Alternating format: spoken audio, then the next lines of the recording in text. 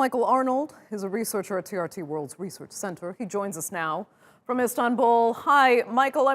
Give us a little more context, really, about how widespread this problem is. These migrant workers, so many of them were in a precarious situation even before the coronavirus pandemic stepped in, and now it's just been compounded by these lockdowns, and it's not just in Lebanon.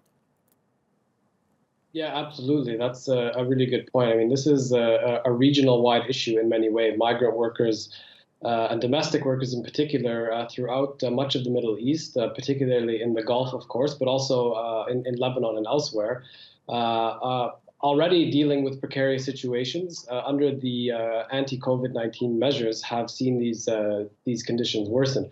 What's added in Lebanon is that, of course, the country's already been in a economic downturn and a spiral in a financial crisis. So this has added to these issues, which have been compounded by anti-COVID measures. So as the report correctly identified, is that not only are the salaries of these workers supposed to be paid in dollars, which of course in Lebanon, with no access to dollars, the employers, both of domestic workers as well as companies, are no longer able to pay, is that life has become increasingly expensive there. So for whatever money that they may keep behind that they don't send back to their home countries in the form of remittances, this has made their living situation that much more precarious. Right. And they're not just marginalized by the authorities in the countries where they work. In this case, we saw Lebanon. But they're also not receiving any help from their home countries, where perhaps there should be an obligation. We saw the situation with Ethiopia, that on Ethiopian Airlines, they can't even afford tickets home. So they're left stranded, some of them on the streets in Lebanon. They've been sending remittances home to countries like Ethiopia that feed and fuel the local economy there.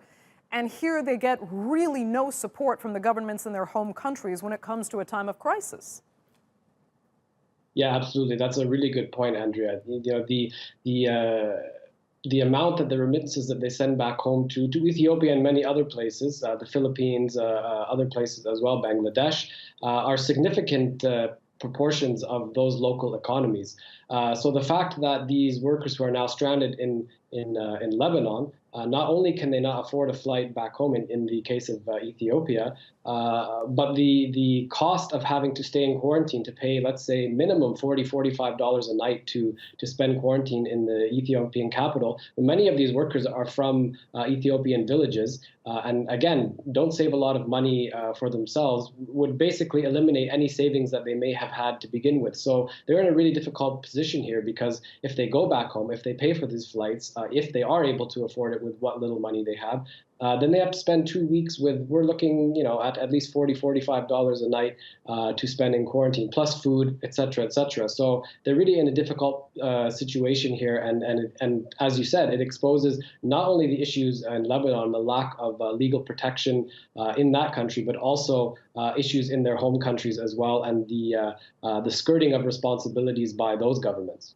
Right. And should not an international authority of sorts step in and try to help these people? When you talk about the contribution of remittances to the global economy, and particularly in developing countries that are so desperately in need of that money flow, why shouldn't there be an authority that does take responsibility and provide some kind of social protection for millions of these workers worldwide?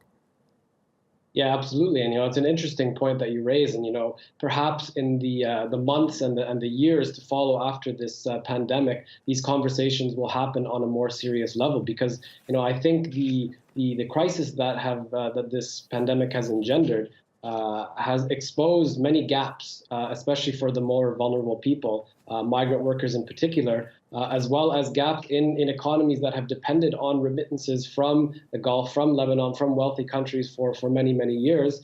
And now that their workers and their citizens perhaps are no longer able to send that money back, it's as if they've been completely abandoned. So, I don't think there isn't one agency or one organization that can take responsibility for that at the moment. But I think, these types of conversations are likely to happen more in the next months and years to come. Let's hope so. Okay, Michael, we'll leave it there. Thanks so much for that.